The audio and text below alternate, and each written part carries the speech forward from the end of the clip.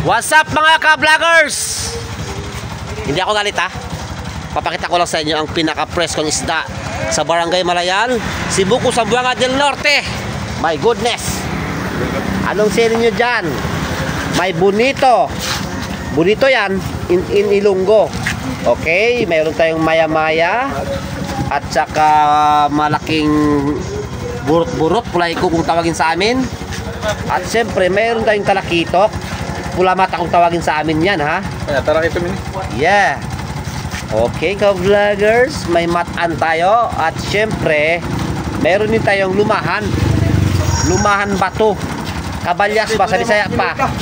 Okay ka-vloggers, usay inyong masulti. Anong masasabi ninyo dyan? Masasabi.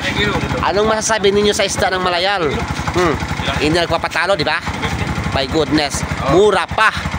Okay. Hindi na kapital ya. Oh. Oh, mga gwapo ra bang mga tenderas dire? Siyempre ang vlogger apil po kagwapo. Na numanak. Okay, alright. Pili na mo. Agto na mo dire sa Malayal ha. Shout out ko to. Okay.